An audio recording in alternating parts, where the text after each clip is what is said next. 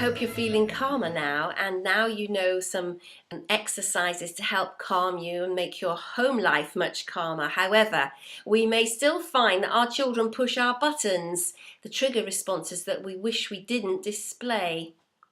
I used to hear my mother coming out of my mouth, even though I vowed I would be different. It just happened.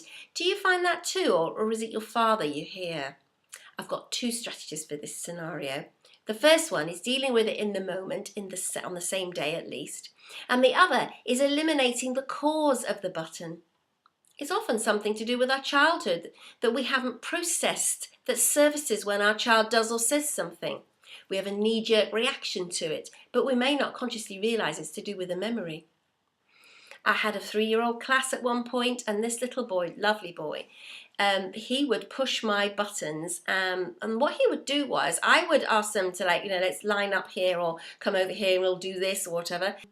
He would always do the opposite. He just wouldn't do it, and I would get really riled about that, and I realised that I was overreacting to this. It was really, way over the top.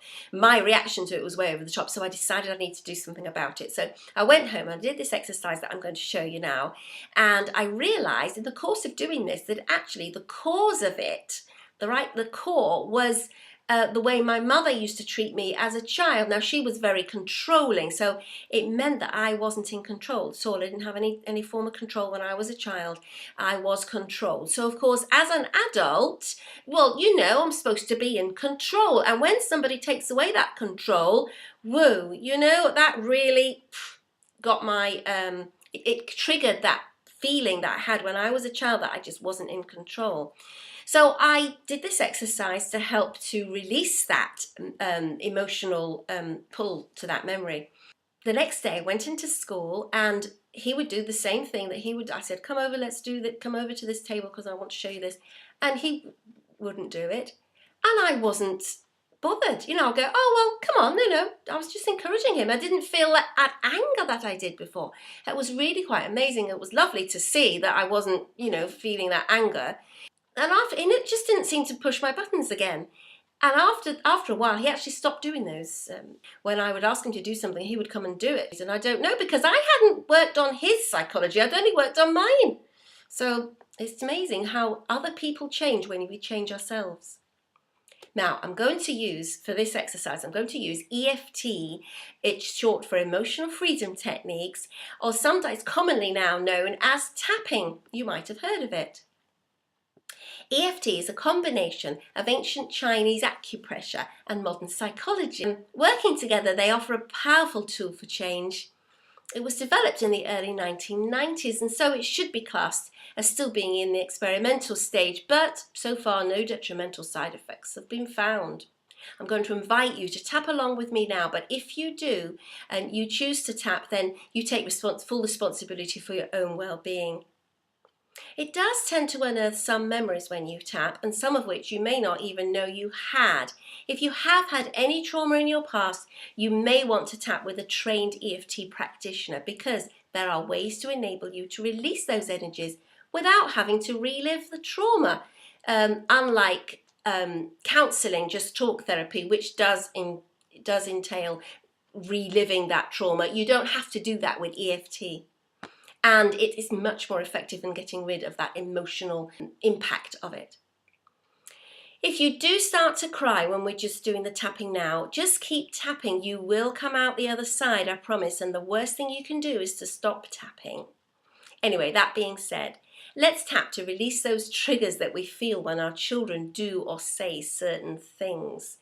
And these are the tapping points that we're going to use. The first one is the karate chop point, just underneath our little finger here, the fleshy part of our palm at the side. If we tap on that with our fingers, that's one point.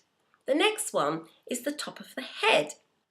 And then the next one is called the eyebrow point. It's in between the two eyebrows. If you tap with several of your fingers, you're sure to get the right spot. And then the next one is the side of the eye, on the bone at the side of the eye. And then we have the under eye spot here, just on the bone on the under your eye. And then under your nose. And then the next one's called the chin spot, and it's just on the indentation under your lip. And then we have the collarbone point, and it's that K27 point that I told you about earlier. And then we have the underarm, which is, we've also done that one too.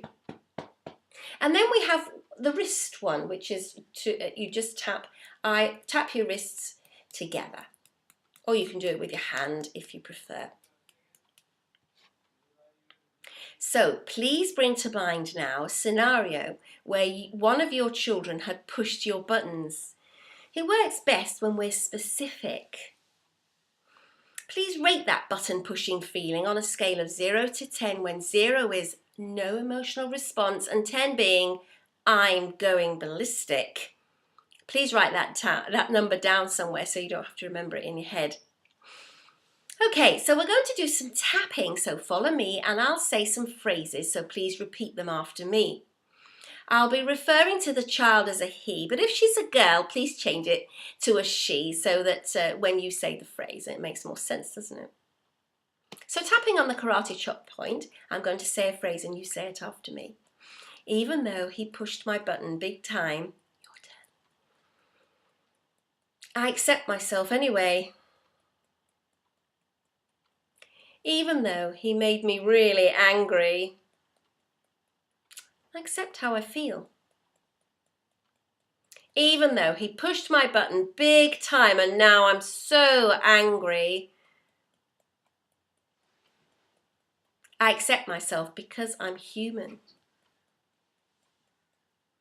Now, doing this setup, we're accepting how we are in the moment, even though we have these negative feelings. Now, we won't process them by denying that we've got the feelings, because we already have those feelings, don't we? And it's like, you know, when you want to edit a photo, you have to have it on the screen in order to do something with it. And it's the same with our feelings. In order to edit those feelings, then we need to have them on the screen of our mind so that we can see them and acknowledge them. And then, and only then, can we then do something about it. We can edit those feelings to make them positive. So let's tap round the points, top of the head. He pushed my button. Eyebrow. He made me so angry. Side of the eye. Oh, I'm so angry. Under the eye. He shouldn't have done that. Under the nose. And now I'm doing this stupid tapping stuff. Chin. Just look what he's made me do. Collarbone. He made me shout. Under the arm. I don't want to shout. Wrist. But he made me do it. Top of the head. No, he didn't. Eyebrow. It was my reaction to it. Side of the eye. Yes, he did. Under the eye. If he hadn't done that, I would have been calm. Or maybe not. Under the nose. I hate to shout. Chin. I hate myself when I shout. Collarbone. It reminds me of... Now, say what it reminds you of. Just keep tapping round the points whilst you remember that time. Have a rant. If it brings up something that you just want to get off your chest, get it off your chest. Have a rant. Tap around the points, or just at one point if you prefer. It doesn't really matter. It's very forgiving. You can tap anywhere you like, really, as long as they're these points. Some point or other will work. Have a rant. If you can't think of anything, just tap anyway. I'm going to be tapping around the points while you do that. Keep in with that emotion.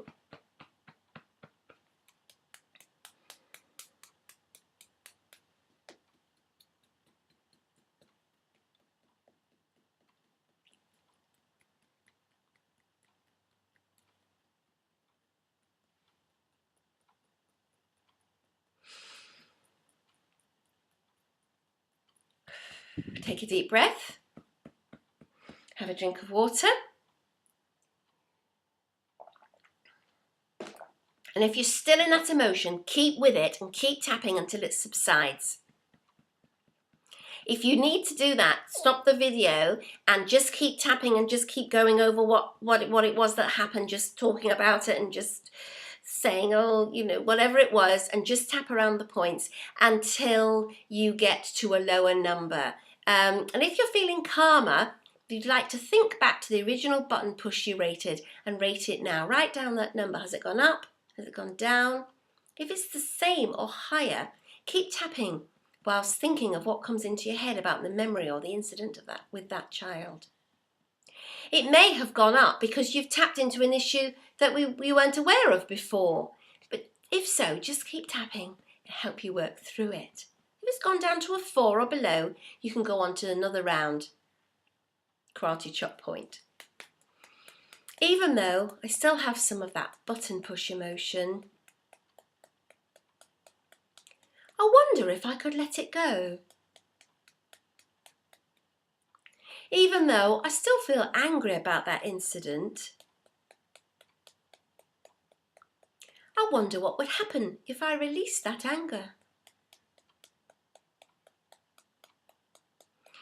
Even though I'm still angry at myself for reacting the way I did, I wonder if it's possible to forgive myself. Tap around the points. He pushed my button. Eyebrow. I wonder if I could release that feeling. Side of the eye. What would happen if I let it go? Under the eye. Can I forgive myself? Under the nose. Can I forgive him for doing that? Chin. Can I forgive myself for reacting that way? Collarbone. What would happen if I forgave myself? Under the arm. Is it possible to release all this anger? Take a deep breath. Have a drink of water. And think back to that original incident with your child and rate the level of intensity you feel about it now.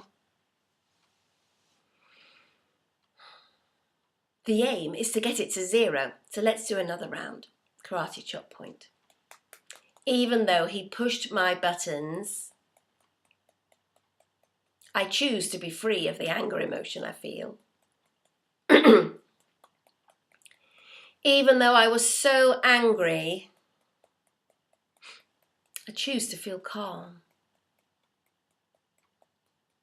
Even though I'm angry at myself, choose to forgive myself. We'll now alternate those statements as we tap on each of the points. Even though he pushed my buttons, eyebrow, I choose to free the anger emotion I feel. Side of eye. Even though I was so angry, under eye, I choose to feel calm. Under nose. Even though I'm angry at myself, chin, I choose to forgive myself. Deep breath. Now I hope you managed to reduce the intensity of that memory that came up. We're all a product of our past, whether we like it or not. But the good news is we don't have to be a victim of it. We can change our emotional reaction to these memories. So to wrap up, I've given you daily routines to help keep you calm throughout the day, tools to use in the moment when you're feeling stressed. And we didn't have much time to work on that, eliminating those buttons, but that actually is a lot more work and will take time to root out the cause of them in your childhood. And that's what I do with my clients on a one-to-one basis. There wasn't time to impart all that I have for you on this subject, so if you sign up to my newsletter, I'll give you more ideas and information. And of course, if you're on Facebook and you like Towards Happiness Tips page, there's more information there as well. So EFT is absolutely amazing tool, and I haven't even touched on how you could use it with your own children, but maybe that's for another time. So I'll say goodbye for now. I'm Patricia Hope from towardshappiness.com. Cheerio.